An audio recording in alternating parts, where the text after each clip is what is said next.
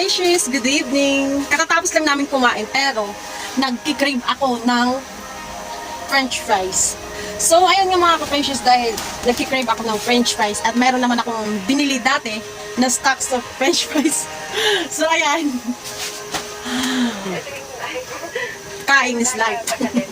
So ayun mga ka-precious, nagluto ako ng french fries para habang nanonood ng TV, meron akong chinichicha. O, di ba? Tingnan niyo mga ka-precious yung niluluto ko. So, ayun mga ka-precious, oh. Ayan, nagluluto ako ng french fries. Ayan na yun siya. Malapit na siya maluto. Ayun, oh. Pero kanina, bali, pangalawang salang na yan mga ka-precious at meron na akong naluto. Ito yun siya. So, ayun na yung naluto ko mga ka-precious. Ang gagawin ko dito, bali, cheese yung nilagay ko. Ito yung gagawin ko dahil kailangan sa malaki natin silang mahal kita. Wait a minute. So ay mga ka-precious, dahil naluluto na tong pangalawang batch, hanguin muna natin. Ayun siya. Talagang tostado na yan. Yan yung pangalawang batch. Yung unang batch, ano ko muna siya. I-shake sa cheese powder.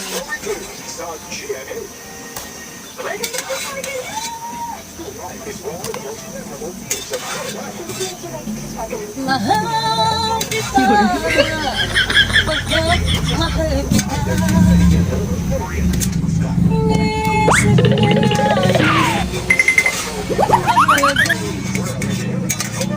Mahal kita maging. Yan na yung pangalawang batch.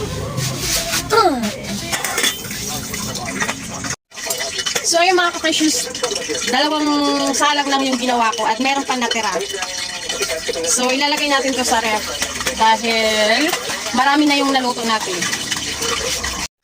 So ayan mga ka-precious yung natira. Ang gagawin natin dito, ilalagay natin sa ref para sa susunod mayroon pa tayong lulutuin. Tadaan, ginataang uhuwang. Ayan yung pangalawang batch. Then ito yung una. I-shake. Itong unang batch, dilipat ko dito. Para mahalo siya ng mabuti.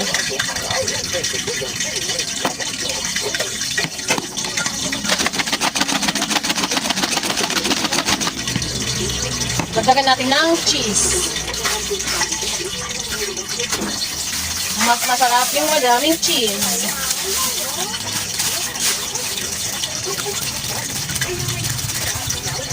Tapos i-shake natin. O, diba? Ayan na siya. Then, ililipat na natin dito.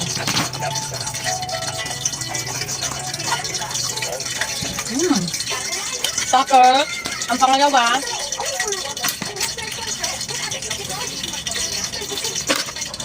lalagay din natin yan dito.